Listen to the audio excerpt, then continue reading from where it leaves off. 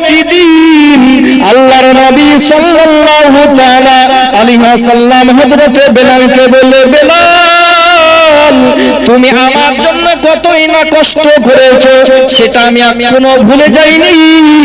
Umayya বাদশার বাড়িতে তোমাকে অনেক কষ্ট করতে হয়েছে, তোমার শরীরে দাগ ব্লেড দিয়ে চিরে দিয়েছিল উমাইয়া বাদশা। ওই জালিম বাদশা তোমার শরীরের চামড়াটা ব্লেড দিয়ে চিরে দিয়েছিল এবং তারপরে তোমার শরীরে লবণ এবং লেবুর রসটা দিয়ে দিয়েছিল।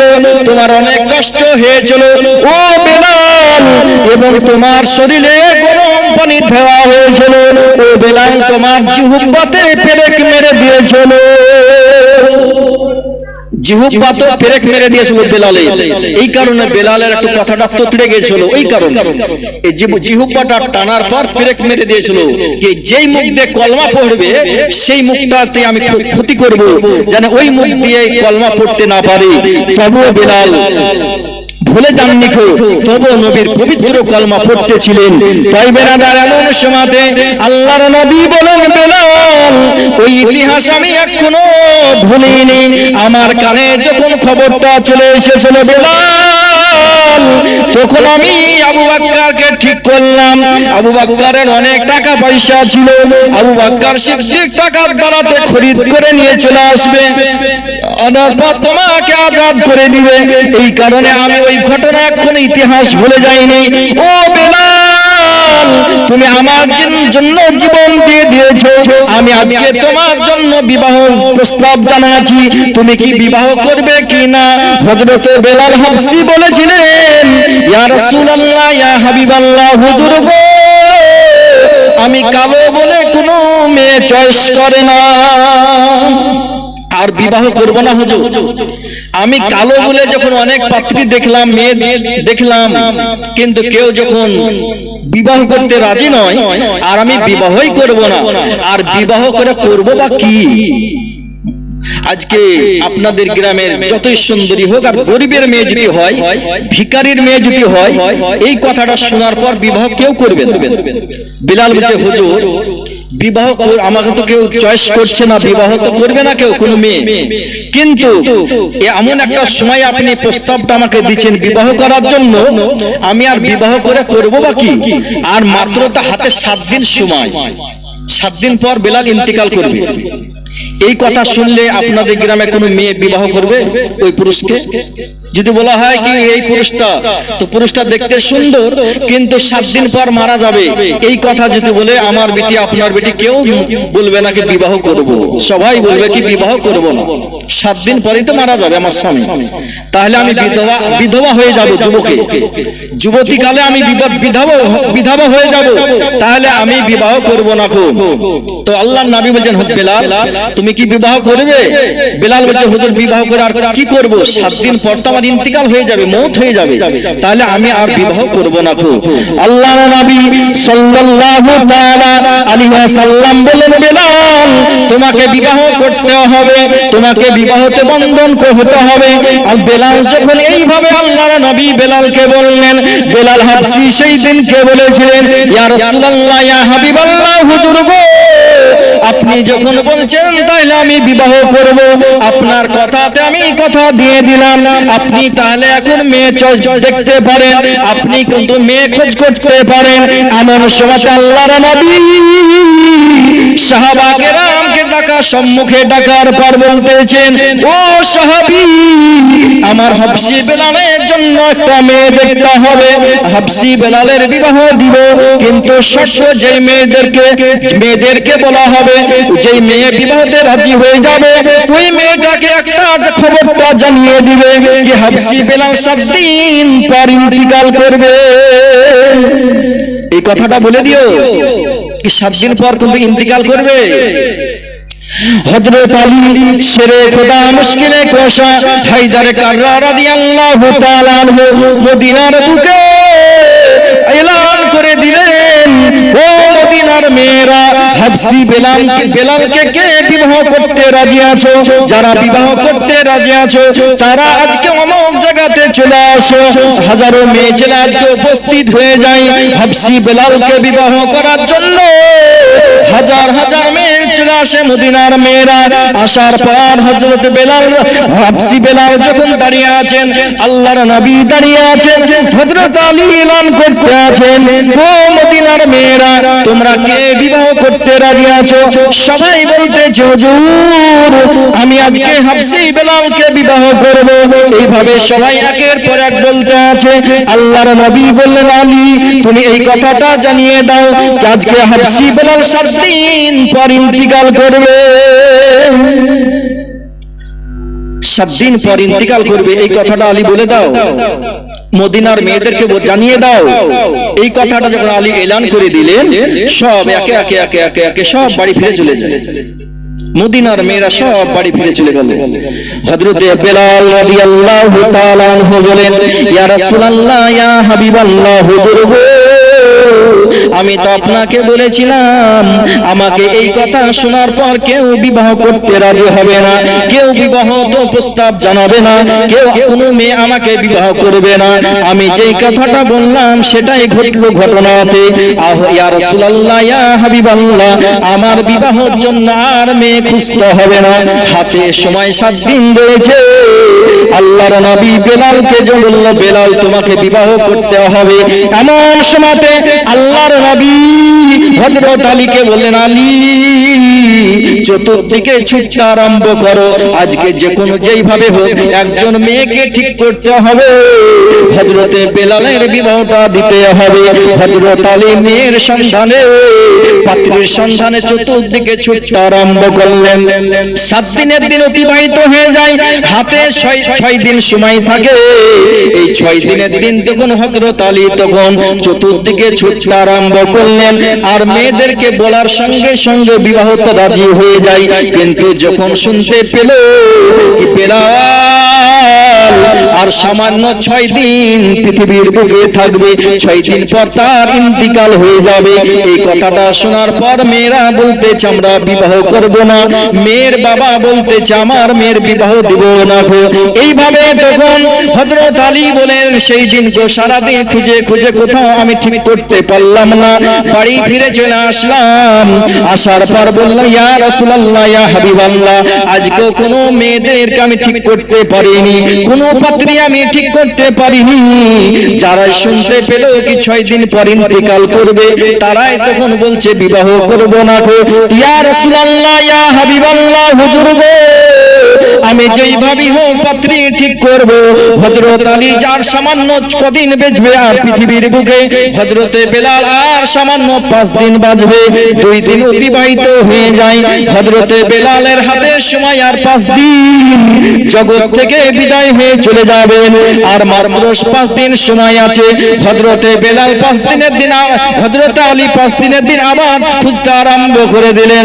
আবার সেই দিন তো সারা দিন খোঁজাখুঁজি করে কোন জায়গাতে পাত্রী ঠিক করতে পারলেন না।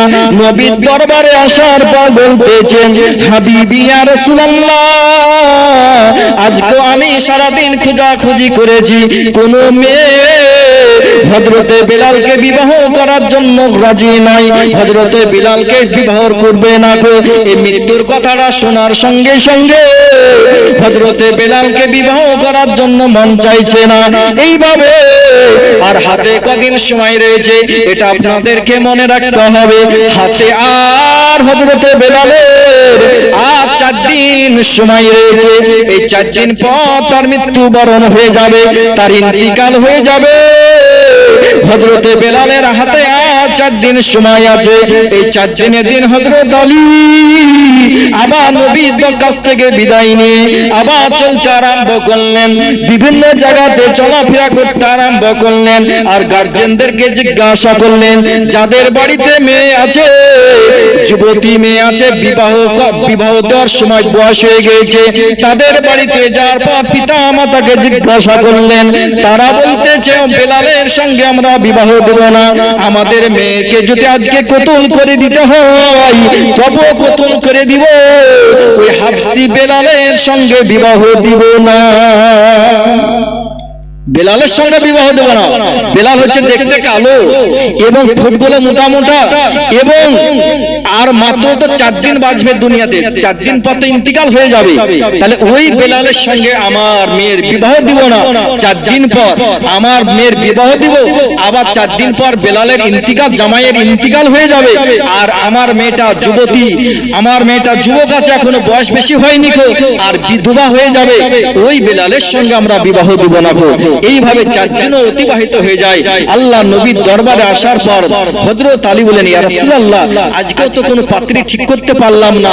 যেই এই কথাটা শুনছে 4 দিন বাঁচবে, তখনই সবাই বিগড়ে গেছে।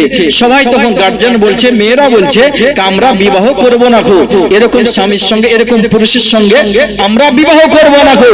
ইয়া রাসূলুল্লাহ, ইয়া হাবিবাল্লাহ, আমিও খুব টেনশনে আছি, আমিও তো বহু খোঁজাখুঁজি করছি পাত্রী, কিন্তু কোথায় তো আমি পাচ্ছি না গো, কেউ তো রাজি হচ্ছে না গো। তো যেভাবে আর তো সম্মুখে 3 দিন সময় আছে, হাতে আর 3 দিন সময় আছে, এই 3 দিন হয়ে গেলে আল্লাহ নবী যে ডেট বলেছিলেন ওই সময় মোতাবেক বেলালের ইন্তিকাল হয়ে যাবে। তো হাতে 3 দিন সময়, আর কোন মেয়ে বিবাহ করবে হযরতে বেলালকে? এই কারণে মন খারাপ। 3 দিনের দিন হযরত আলী আবার বাড়ি থেকে বেরিয়ে গেলেন। এমন সময়তে হযরত আলী শেরে খোদা মুশকিলে কোশা হায়দারে কাররান রাদিয়াল্লাহু তাআলা আনহু বলেন, আমি রাস্তায় চলতে আরম্ভ করে দিলাম, যাদের বাড়িতে ওরকম মেয়ে উপযুক্ত আছে, বিবাহ দেওয়া হবে, তাদের পিতার সঙ্গে, বাবার সঙ্গে আমি কথাবার্তা বলতাম, এইভাবে কি হযরত বেলালের সঙ্গে তোমার মেয়ের বিবাহ দিবে কিনা বলো। এই কথাটা শোনার সঙ্গে সঙ্গে রাজি হয়ে যায়। কিন্তু যখন শুনতে পেল আমার মুখ থেকে হাতে 3 দিন সময় আছে, এই 3 দিন পর হযরতে বেলালের ইন্তিকাল হয়ে যাবে, এই কথাটা শোনার পর গার্জিয়ান বলতেছে, আমার মেয়ের এরকম স্বামী পুরুষের সঙ্গে বিবাহ দিব না। এইভাবে চতুর্দিকে সেই দিনও হযরতে বেলাল খুঁজতে আরম্ভ করল। আল্লাহুম্মা, কটা বাজলো নাকি? মাওলানা মুহাম্মদ,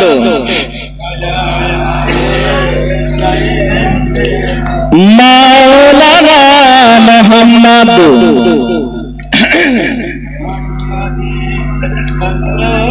আমার মন ভালো না, আমার দিল ভালো না, কতদিন হলো নবীর রওজা দেখি না। জোরে বলো সুবহানাল্লাহ। নবীর রওজা দেখি না, নবীর রওজা দেখি না, মোদের মন যে মানে না, কতদিন হলো নবীর রওজা দেখি না। দুই কানে শুনেছি, দুই কানে শুনেছি, দুই কানে শুনেছি নবীজির কথা, দু চোখে দেখিনি, মনে যে ব্যথা। আমাদের এখনো মনে ব্যথা আছে।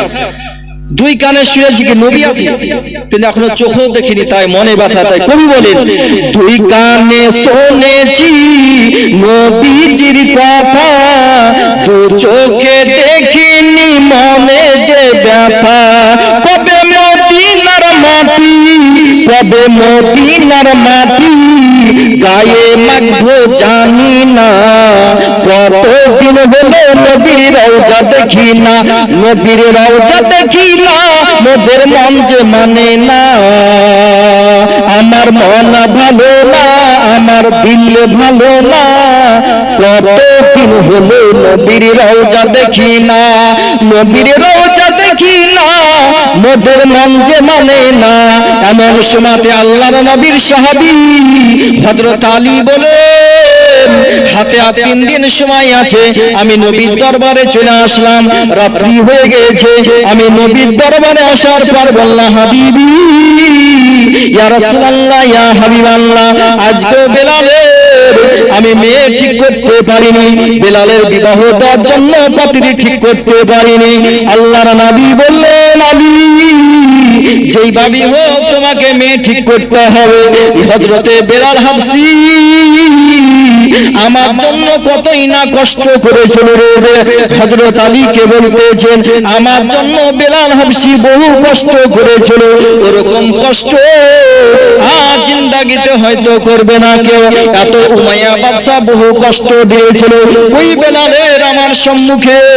আজকে একটা বিবাহ দিতে হবে, বিবাহ যেইভাবে হোক পাত্রী ঠিক করতে হবে। হাতে 2 দিন সময় রয়েছে, হাবশী বেলালের আর সময় রয়েছে 2 দিন। এমন সময়তে হাবশী বেলাল আল্লাহর নবীর দরবারে উপস্থিত হয়ে গেলেন। হাবিবি ইয়া রাসূলুল্লাহ, হুজুর গো, আমার বিবাহ দেওয়ার জন্য পাত্রী আজ দেখতে হবে না গো। এই কথাটা যে মেয়ে শুনবে সেই পেছনে চলে যাবে, সামনের দিকে কোনো সময় এগিয়ে আসবে না। কি বেলাল আর মাত্র 2 দিন বেঁচে থাকবে, আর 2 দিন পর তার ইন্তিকাল হয়ে যাবে। হুজুর, আমার জন্য পাত্রী ঠিক করতে হবে না গো। আল্লাহর নবী বলে, আল্লাহর নবী যেই কথাটা বলে দিয়েছেন সেটাই তো ঘটবে। কিন্তু আল্লাহর নবী মুখ দিয়ে বলে দিয়েছেন আজকে তোমাকে বিবাহ করতে হবে। হযরতে আলী বলেন আমি আর 2 দিন হাতে সময় রয়েছে, আমি 2 দিনের দিন আমার চলতে আরম্ভ করলাম। আমি অনেক জায়গাতে অনেকের বাড়িতে যাওয়ার পর আমি গার্জেনদের সঙ্গে আলোচনা করলাম, সবাই একই বাক্যে উত্তর দেয় আর যখন বেশি সময় না এরকম ছেলের সঙ্গে আমার মেয়েটার বিবাহ দিতে পারবো না, বিবাহ দেব। বেলাল তো আর বেশি দিন বাঁচবে না, যদি দুনিয়াতে বেঁচে থাকতো তাহলে হয়তো ভাবতাম 20 বছর যদি থাকতো, 50 বছর বেঁচে থাকতো তাহলে হয়তো ভাবা যেত। কিন্তু এইভাবে তো তাহলে বিবাহ দেওয়া যাবে না, হাতে তো সময় না, আজকের দিনটা আর কালকের দিনটা, তাহলে আর বেলালের আমার মেয়ের বিবাহ বেলালের সঙ্গে দিব না। হযরত আলী শেরে খোদা মুশকিলে কোশা হায়দারে কাবার রাদিয়াল্লাহু তাআলা আনহু বলেন আবার যখন রাত্রি লেগে যায় আমি বাড়ি ফিরে চলে আসি, আসার পর আল্লাহর নবীর সঙ্গে দেখা সাক্ষাৎ করি। ইয়া রাসূলুল্লাহ, ইয়া হাবিবাল্লাহ, হুজুর গো, আজকেও আমি পাত্রী ঠিক করতে পারিনি। আমি যাকে বলি তারাই অস্বীকার করে দেয়। বেলাল হাবশীকে বিবাহ করার জন্য রাজি নাই, এই কারণে বিবাহ বেলাল হাবশীর জন্য পাত্রী ঠিক করতে পারিনি। ইয়া রাসূলুল্লাহ, ইয়া হাবিবাল্লাহ, আপনি কি বলতে চাইছেন? আমি আগামী কাল আর একটা দিন হাতে সময় রয়েছে, আর একদিন সময় আছে, তাইলে কি ওই বেলালের জন্য পাত্রী দেখতে যাব না আজকে থেকে বন্ধ করে দেব? ইয়া রাসূলুল্লাহ, ইয়া হাবিবাল্লাহ, আপনি যেই কথাটা বলবেন সেটার উপরে আমি আমল করতে থাকবো, সেই কথাটাই আমি মেনে নেব, আমি অস্বীকার করব না। হযরত আলী যখন এই কথা বললেন আল্লাহর নবী বলেন শোনো শোনো হযরত আলী, তোমাকে বিবাহ যেইভাবে হোক পাত্রী ঠিক করতে হবে। আমি যেই কথাটা বলে দিয়েছি হযরতে বেলাল হাবশী আমার জন্য বহু কষ্ট করেছে আলী, তোমরাও হয়তো অত কষ্ট করনি। বেলাল যতটা কষ্ট করেছিল, যতটা আমার জন্য জান প্রাণ দিয়ে দিয়েছিল, ওই বেলালের আমি যেইভাবে হোক বিবাহটা দিব। আল্লাহর নবী অদৃশ্যর খবরদাতা, গায়বের সংবাদদাতা নবী আমার জানেন কোথায় পাত্রী আছে, কিন্তু এইভাবে একটা বিশাল ইতিহাস তৈরি হয়ে যাবে, বিশাল একটা দৃশ্য হয়ে যাবে, বিশাল একটা ঘটনা ইতিহাস হয়ে দাঁড়িয়ে যাবে, বিশাল একটা ইতিহাস হয়ে যাবে কিয়ামতের সকাল পর্যন্ত। আলেম মাওলানা জলসা মিলাদে আলোচনা হবে, আজকে মানুষ জানতে পারবে হযরত বেলাল হাবশী আজকে আল্লাহর নবীর জন্য জান প্রাণ দিয়ে দিয়েছিল। আজকে কিন্তু ওই হাবশী বেলালের বিবাহ কতই না কষ্ট ভাবে হয়েছে, কিভাবে সেটা হয়েছে। এমন সময়তে আল্লাহর নবী আলীকে বললেন, আলী হাতে তো আর একদিন সময় আছে, ওই একদিনের সময়টায় তোমাকে আগামী কালকে চলে যেতে হবে, একবারে ফজরের নামাজের পরে পরে তুমি চলে যাবে। হযরত বেলাল, হযরত আলী বলেন, আমি ফজরের নামাজটা মসজিদে নববীতে আদায় করার পর আমি রাস্তায় চলতে আরম্ভ করলাম। বেশ যেতে যেতে যেতে যেতে এমন একটি জায়গাতে আমি হাবশী বেলালের জন্য পাত্রী দেখতে পেলাম। অত্যন্ত সুন্দর একজন মহিলা ছিল, একজন সুন্দর যুবতী। ওই হাবশী বেলালের জন্য ঠিক সিদ্ধান্ত নিলাম কি এই মেয়েটা হয়তো রাজি হয়ে যেতে পারে। ওই বাড়িতে আমি ডাকলাম, ওই গার্জেনকে যখন ডাকলাম, ওই বাড়ির ওই মেয়েটার পিতা বাবা তখন বাড়ি থেকে বেরিয়ে আসলো। আসার পর গেটের সম্মুখে আলোচনা হলো কি আমি আপনার বাড়িতে একজন মেয়ে আছে, ওটা আপনার হয়তো কন্যা হতে পারে। ওই ব্যক্তি বলেছিল ওটাই হচ্ছে আমার কন্যা, ওটাই হচ্ছে আমার মেয়ে। এই সময় ভাবে এইভাবে যখন কথাবার্তা হয়ে যায়, হাবশী বেলালের জন্য বললেন যে আপনার মেয়েটার সঙ্গে হাবশী বেলালের বিবাহ দিতে রাজি আছি, আপনি কি সেই প্রস্তাবে রাজি আছেন? হাবশী বেলালের বিবাহটা দেওয়ার জন্য আপনার মেয়ের সঙ্গে কিন্তু আজকে 12টার পর ইন্তিকাল করবে। আজকে সকালে দেখছি ফজরের পর, আর আজকেই 12টার পর ইন্তিকাল করবে হাবশী বেলাল। কিন্তু ও কি করে হতে পারে? আজকে যে ব্যক্তি ইন্তিকাল করবে আর ওর বিবাহ আমি দিব ওই পুরুষের সঙ্গে আমার মেয়ের, 12টার পর সকালে এখন বিবাহ নিয়ে পড়িয়ে দিলাম, আর 12টার পর ইন্তিকাল করবে আর আমার মেয়েটা আবার বিধবা হয়ে যাবে, কোনো কিছুই হবে না গো। তাহলে ওরকম পুরুষের সঙ্গে আমার মেয়ের বিবাহ দেব না গো, অস্বীকার করে দিল তার বাবা। এমন সময়তে ওনার কন্যা তখন ঘরের ভিতর থেকে আওয়াজটা শুনতে পাওয়ার পর বাড়ি থেকে বেরিয়ে ঘরের ভিতর থেকে চলে আসলো। আব্বার কাছে আসার পর বলতেছেন, আব্বা গো, পর্দার সহিত আসার পর নিজের আব্বার সঙ্গে কথাবার্তা বলতেছেন কি আব্বা গো, একজন পর পুরুষ মনে হচ্ছে এসেছে, অন্যজনের সঙ্গে আপনি কথাবার্তা বলতেছেন, আপনি মনে হচ্ছে একবার ধমক মারলেন, কারণটা কি একবার জানতে চাই। ওই মেয়েটা বলল নিজের আব্বার কাছে যখন এইভাবে জানতে চাইলো, তিনার আব্বা বলতেছে, বিটি রে, তোমার বিবাহের জন্য বেলালের সঙ্গে বলতে এসেছে কি বেলালের সঙ্গে তোমার বিবাহের কথাটা বলতেছে, কিন্তু হাবশী বেলালের সঙ্গে তোমার বিবাহ আমি দিব না। এবং বেলাল হাবশী অত্যন্ত কালো, অদ্ভুত গুলো মোটা মোটা, আমি বেলালকে দেখেছি, ওই বেলালের সঙ্গে তোমার বিবাহ দিব না গো। এবং তোমার আর বেলাল হাবশী বেলাল আজকে 12টার পরে, আজকে দিনে 12টার পরে ইন্তিকাল করবে, ওই বেলালের সঙ্গে তোমার বিবাহ দিব না গো। তাই আমি ওই ব্যক্তিকে আমি অস্বীকার করে দিয়েছি, আমি এই কারণে তাকে ধমক দিয়েছিলাম। ওই মেয়েটা বলল, আব্বা গো, আমি বেলালকে বিবাহ করব। আমার কোন মা বোন রাজি হবে এখন বর্তমান সময়? আজকেই 12টার পর ইন্তিকাল করবে যেই পুরুষ, আর ওর সঙ্গে সকালে বিবাহ কি করে করতে পারে? কেউ রাজি হবে না বেরাদার। ওই মেয়েটা ধার্মিক ছিল, জানতো, এবং নবীর উপর মহব্বত ভালোবাসা ছিল, নবীর আশিকানি ছিলেন, নবীর দিবানি ছিলেন। তাই বলেন বেলালের সঙ্গে আমি বিবাহতে রাজি আছি আব্বা বলেন। এমন সময়তে হযরত আলীকে যখন খবরটা দেওয়া হলো, হযরত আলী নবীর দরবারের দিকে ছুটতে আরম্ভ করলেন। আল্লাহর নবীর দরবারে যাওয়ার পর বললেন, হাবিবি ইয়া রাসূলুল্লাহ, আমি আজকে একটা পাত্রী আমি বেলালের জন্য পেয়েছি, একজন মেয়েকে খোঁজ করে পেয়েছি, ওর বাবা রাজি ছিল না, কিন্তু মেয়েটা রাজি আছে বিবাহ করার জন্য। আল্লাহর নবী কয়েকজন সাহাবীকে সঙ্গে করে নিয়ে বেলালের যেই মেয়েটার বাড়িতে যাওয়ার পর এমন সময় আল্লাহর নবী সাহাবা কেরামকে সঙ্গে করে নিয়ে যাওয়ার পর ওই জায়গাতে যখন বিবাহের কাজটা সমাপ্ত করে দিলেন হযরতে বেলালের, এই বিবাহের কাজটা সমাপ্ত সকাল সকাল হয়ে যায়। এমন সময়তে হযরতে বেলাল অত্যন্ত চিন্তায় চিন্তিত রয়েছে, আজকে বিবাহের দিন খুশি করবে না আজকে চিন্তা করবে ভেবে বুঝতে পারছেন না গো। এমন সময়তে হযরতে বেলাল চিন্তা ভাবনায় পড়ে গেছেন, আজকে আল্লাহর নবী আমাকে বলে দিয়েছেন আজকে আমার শেষ ডেট হয়েছে, আবার আল্লাহর নবী আমার সঙ্গে বিবাহ দিলেন। কিন্তু এমন সময়তে হযরতে বেলাল চিন্তা ভাবনায় পড়ে গেছেন, আবার সঙ্গে করে নিজের বাড়িতে নিয়ে চলে আসলেন। আসার পর স্বামী স্ত্রী কথাবার্তা আলোচনা চলতেছে। হযরতে বেলাল হাবশী বলেন, ও আমার বিবি, আমার আজকে শেষ দিন রয়েছে, তুমি এটা ভালোভাবে জানো।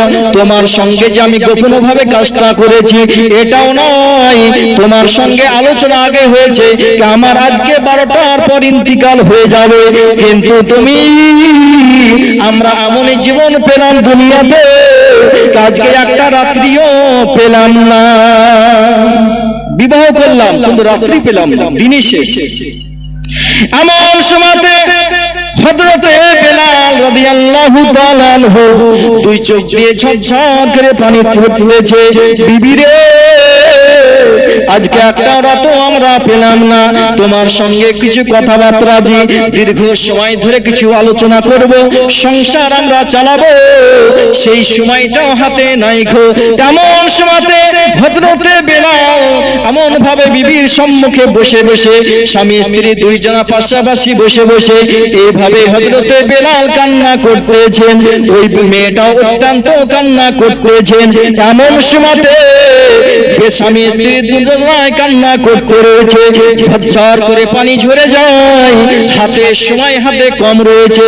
হযরতে বেলাল হাবশী বেলাল বলল, বিবি রে আমার মন চাইছে তোমার হাতের কোন জিনিস তৈরি করা, আমি আজকে একটা কিছু খাবো, কেননা আমার হাতের সময় শেষ হয়ে গেছে, আমার হাতে আর সময় বেশি নাই, তো তুমি কোন জিনিস তৈরি করে আমাকে দাও, আমি কিছু খাবো। এমন সময়তে ওই মেয়েটার নাম ছিল রুকাইয়া। হযরতে বেলাল যখন রুকাইয়াকে বললেন, হযরতে রুকাইয়া তখন সব সময়তে তখন হযরতে বেলালের পাশে রয়েছেন।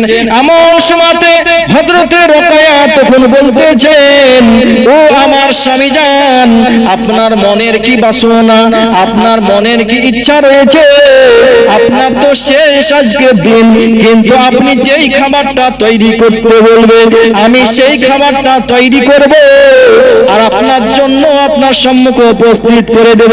হযরতে বেলাল বলল, বিবি রে আমার জন্য খাবার এমন কিছু করতে হবে না, কটা রুটি তৈরি করো আর কিছু সবজি রান্না করো। হযরতে রুকাইয়া বলেন, আমার স্বামী যখন এই কথা বললেন আমি বাড়িতে দেখলাম আটার কোনো ব্যবস্থা নাই, বাড়িতে কোনো আটা নাই গো। আমি স্বামীকে বললাম, হুজুর গো বাড়িতে তো কোনো আটার ব্যবস্থা নাই গো। হযরতে বেলাল বলল, বিবি রে হযরত আলীর বাড়িতে গেলে আটার কোনো ব্যবস্থা করে দেবে। হযরতে রুকাইয়া তখন পর্দার সহিত হযরত আলীর বাড়িতে উপস্থিত হয়ে গেলেন। বাড়ির গেটে যখন আওয়াজটা দিয়ে দিলেন, এমন সময়তে আলী বাড়ি বেরিয়ে চলে আসলেন। হযরত আলী আসার পর বলতেছে, রুকাইয়া তোমার মতন মেয়ে আর পৃথিবীতে খুঁজে পাওয়া যাবে না, কেননা তুমি আজকে তোমার স্বামী ইন্তিকাল করবে, এই কথাটা কানে শোনার পরে তুমি বিবাহতে রাজি হয়ে গেছো। হাজারো হাজারো মেয়ে আজকে বিবাহতে কেউ রাজি হয়নি, কিন্তু তুমি রাজি হয়ে গেছো। রুকাইয়া তোমার স্বামী যদি ইন্তিকাল হয়ে যায়, কিন্তু তোমার স্বামীও জান্নাতি আর তুমিও হয়ে যাবে আখিরাতে জান্নাতি। আল্লাহুম্মা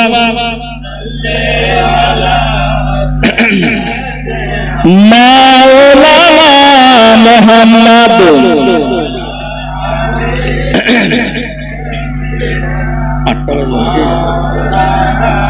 মুহাম্মদ ওয়ালা আলে মাওলানা মুহাম্মদ সাল্লাল্লাহু তাআলা আলাইহি ওয়াসাল্লাম। এমন সময়তে আর অল্প সময়ের ভিতরে এমন সময়তে হযরতে বেলাল হযরত আলী রাদিয়াল্লাহু তাআলা আনহু বলেন, ও রুকাইয়া তোমার মতন মেয়ে পৃথিবীতে খুঁজে পাওয়া যাবে না, তুমি এত বড় সিদ্ধান্ত নিয়েছো, এরকম সিদ্ধান্ত হাজারো মেয়ে নিতে পারেনি। এমন সময়তে হযরত আলী বললেন, রোকেয়া তুমি ফাতেমার কাছে চলে যাও। ফাতেমার কাছে যাওয়ার পর বললে তোমাকে আটার ব্যবস্থা করে দেবে। রোকেয়া তখন বাড়িতে প্রবেশ করার পর জান্নাত রানী ফাতেমাতুজ জোহরাকে বললেন, ও জান্নাত রানী ফাতেমাতুজ জোহরা, আমাকে সামান্য পরিমাণ আটা আপনাকে দিতে হবে। আমার স্বামীর মন চেয়েছে রুটি খাওয়ার জন্য, আমি জানি নিজে হাতে তৈরি করে দিই। আমার স্বামী আজকে 12টার পর ইন্তিকাল করবে। জান্নাত রানী ফাতেমাতুজ জোহরা বললেন, বোন রোকেয়া, তোমার স্বামী আজকে ইন্তিকাল করবে এটা আমি জানি, আমার স্বামীর কাছ থেকে আমি জানতে পেরেছি, কিন্তু বোন রোকেয়া তুমি যত বড় সিদ্ধান্ত নিয়েছো এরকম সিদ্ধান্ত আর কত মেয়ে পাওয়া যাবে পৃথিবীর বুকে। আজকে তোমার স্বামী ইন্তেকাল করবে, তবে তুমি বিবাহতে রাজি হয়ে গেছো, তোমার আল্লাহ পাক আখিরাতে জান্নাত তোমাকে দিবে। এইভাবে কথাবার্তা হওয়ার পর জান্নাত রানী ফাতেমাতুজ জোহরা বলেন, জবের কিছু আটা ছিল, আমি জবের আটা গেল আমি রোকেয়াকে দিলাম, কি এর আটা গেল বাড়ি নিয়ে চলে যাও। যাওয়ার পর তুমি রুটি তৈরি করে তোমার স্বামীর মনের ইচ্ছাটা পূর্ণ করে দাও। এমন সময়তে রোকেয়া তখন বলেন, হযরতে রোকেয়া বলেন, আমি আটা গেল বাড়ি নিয়ে আসার পর আমি সানার পথ তৈরি করতে আরম্ভ করলাম, আমি রুটি তৈরি করতে আরম্ভ করে দিলাম। এই রুটি তৈরি করার পর একটা দুইটা করতে করতে রুটি তৈরি হলো 7খানা। 7টা রুটি তৈরি হয়ে যায়। এমন সময়তে সবজি রান্না হলো।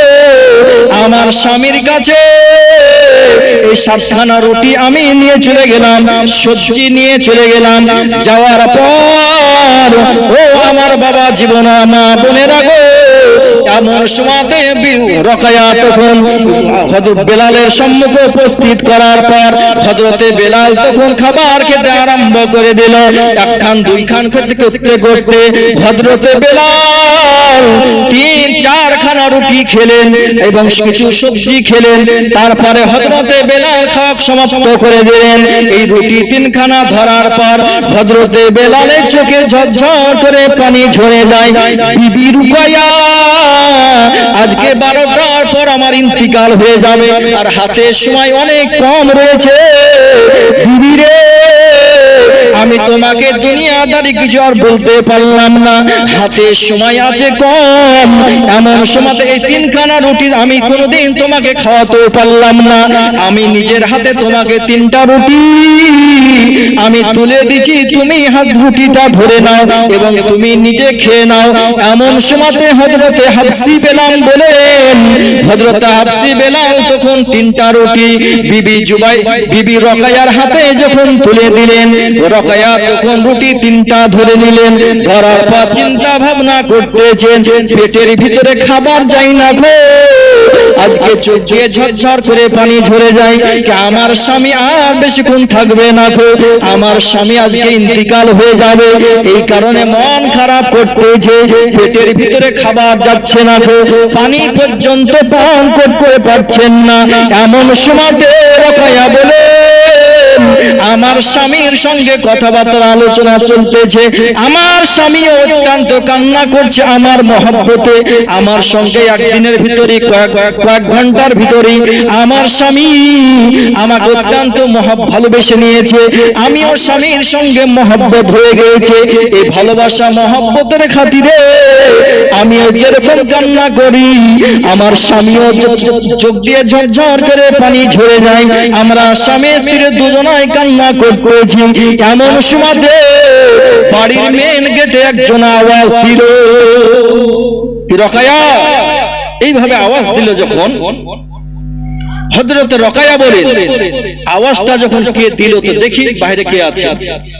যেমন বাড়ির গেটটা খোলা হলো তো একজন মিসকিন, রোকেয়া মনে মনে ভেবেছিলেন মালাকুল মউত চলে এসেছে, ইসরাইল ফেরেশতা চলে এসেছে, মানে সময় বেশি কম, সময়ও নাই, তাহলে মালাকুল মউত ফেরেশতা চলে এসেছে আমার স্বামীর জান কবজ করার জন্য, হয়তো সময় হয়ে গেছে। গেটটা খুললেন তো একজন মিসকিনকে, একজন ফকিরকে দেখতে পেলেন। ফকিরকে যখন দেখতে পেলেন তো হযরতে রকায়া কান্না করছিলেন, চোখ দিয়ে ঝরঝর করে পানি ঝরছিল। আর ফকির বাবা বলতেছে কি, মা কিসের জন্য তুমি কান্না করছো বেটি রকায়া? হযরতে রকায়া মনে মনে ভাবেন, আল্লাহ এই ব্যক্তিকে তো আমি আজকে প্রথম দেখছি, আবার আমার নামটা কিভাবে জানতে পারলো? আমার নামও বলে দিতে পারছে, আবার আমি তাকে কোনোদিন রাস্তাঘাটে আর সঙ্গে কথাবার্তাও হয়নি এই ফকিরের সঙ্গে, আবার কারণটা কি? তো রকায়া বললেন কি, হুজুর কি ফকির বাবা, আমি এই কারণে কান্না করছি, আজকে 12টার পর আমার স্বামী মারা যাবে, আর আজকে সকালে আমার বিবাহ হয়েছে, আর আমার স্বামী আজকেই মারা যাবে, এই কারণে কান্না করছি। আমার স্বামী অত্যন্ত কান্না করছে, এই কারণে কান্না করছি। তো ফকির বাবা বলল, বিটি কিছু রুটি আমাকে দান করো, রুটি খাবো, খিদে লেগেছে, কিছু রুটি দাও। হযরতে বেলাল রাদিয়াল্লাহু তাআলা আনহু বিবি রুকায়া তখন বলেন, আমি বাড়ির ভিতরে যাওয়ার পর 3টা রুটি ছিল, আমার স্বামী নিজে হাতে তুলে দিয়েছিল আমাকে খাওয়ার জন্য। ওই 3টা রুটি আমি ফকির বাবার কাছে নিয়ে যাও উপস্থিত করলাম। ফকির বাবাকে 3টা রুটি আমি আল্লাহর রাস্তায় দান করে দিলাম। এইভাবে যখন 3টা রুটি আমি দান করে দিলাম, লম্বা চওড়া ঘটনা রয়েছে, কিন্তু হাতে সময় রয়েছে কম। এমন সময়তে এরকম ঘটনা অনেক পাওয়া যায়। হযরত আলী, হযরত ঈসা আলাইহিস সালামের জামানাতে এরকম ঘটনা আছে কি, এরকম ঘটনা ঘটেছিল। তাই হযরতে বেলালের বিবি হযরতে রুকায়া বলেন, আমি 3টা রুটি যখন দান করে দিলাম, ওই ফকির বাবা বলল, বিটি রুকায়া, আমি আমাকে যখন 3টা রুটি দান করেছো, আমি 3 দিন ধরে তোমার গেটের পাহারাদার হয়ে গেলাম। আমি তোমার গেটের পাহারাদার হয়ে দাঁড়িয়ে থাকবো। আমি এই জায়গাতে 24 ঘন্টা ডিউটি দিব, আর মালাকুল মউত ইসরাইলকে বাড়িতে ঢুকতে দিব না।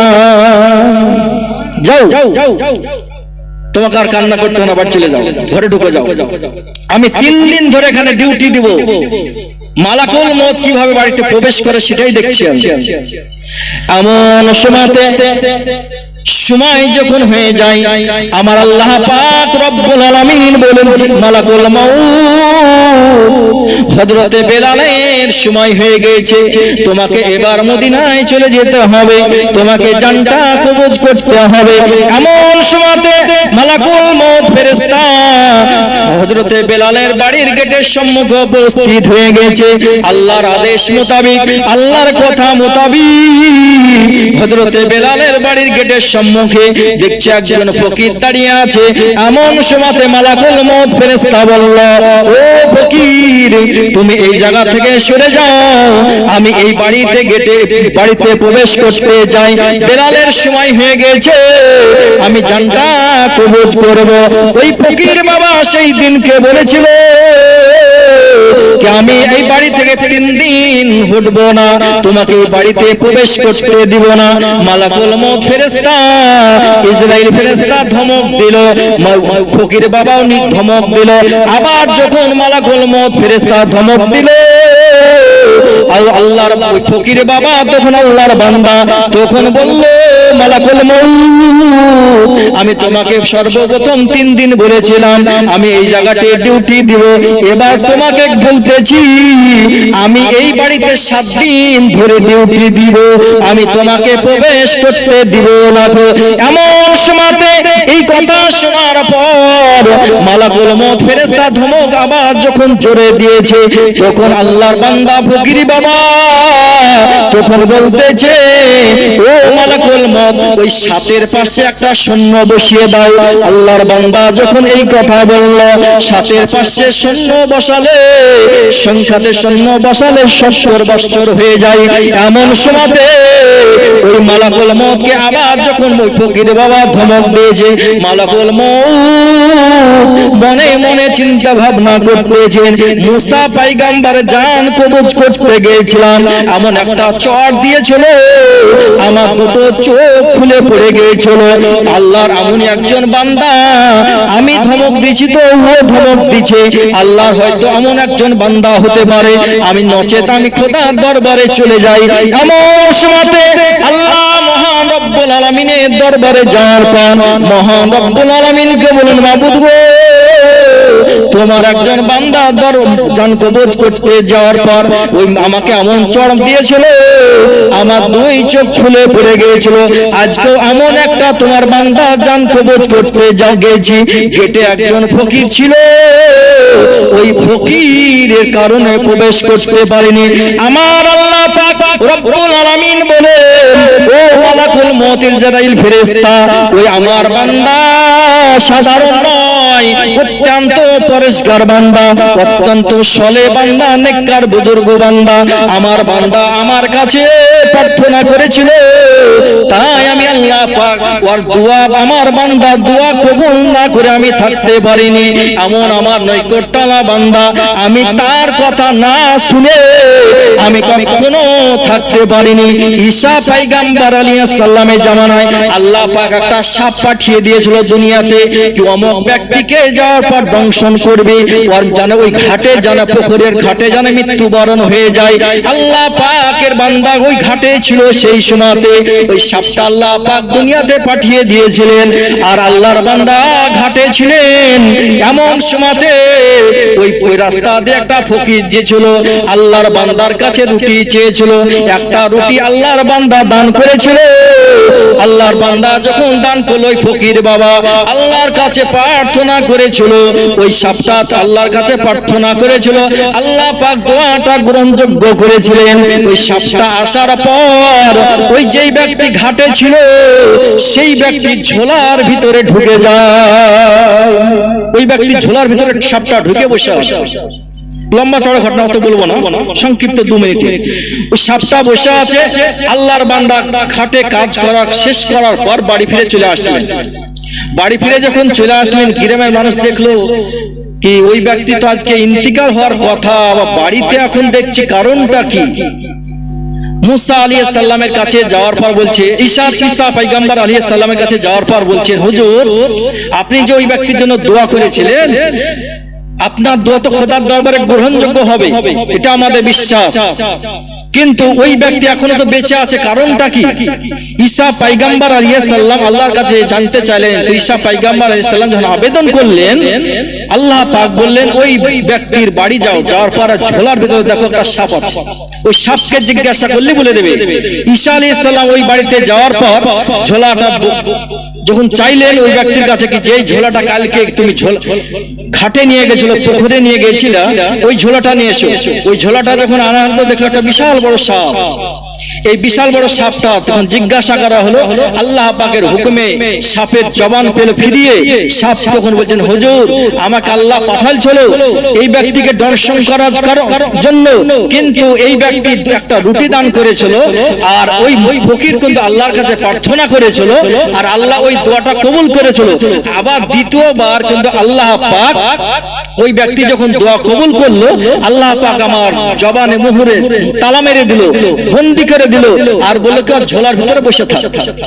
তাই আমি ওই ব্যক্তিকে দংশন করতে পারিনি, আল্লাহর আদেশে এসেছিলাম, আবার আল্লাহর হুকুমে আমি জবানটাকে বন্ধ করে রাখতে হয়েছিল, আল্লাহ পাক তালাবন্দি করে দিয়েছিল। তো বেরাদার, ওই রূপ আল্লাহর ফকির যখন এইভাবে ঈসা হযরতে বেলালের জন্য যখন বললেন, তো এক করতে করতে 70 বছর আবার হায়াত দান করলেন। তো বেরাদার, এমন সময়তে হযরতে বেলাল হাবশী, আজকে বেলাল হাবশীর বিবি রুকাইয়া তখন দেখতেছেন 12টা পার হয়ে গেছে, কিন্তু আমার স্বামীর এখনো জান কবজ করছে না, কারণটা কি? এই চিন্তা ভাবনা করতেছেন। জোহরের সময় হয়ে যায়, আসরের সময় হয়ে যায়, এমন সময়তে হযরতে হাবশী বেলাল নবীর দরবারে উপস্থিত হয়ে যান। আল্লাহুম্মা 8:10 নাকি? মুহাম্মদ ওয়ালা আলে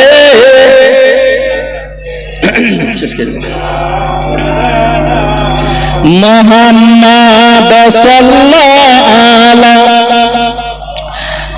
চন্দ্র সূর্য গ্রহ তারা, চন্দ্র সূর্য গ্রহ তারা, ঝলে নবীজির আঙ্গুলের ইশারায়।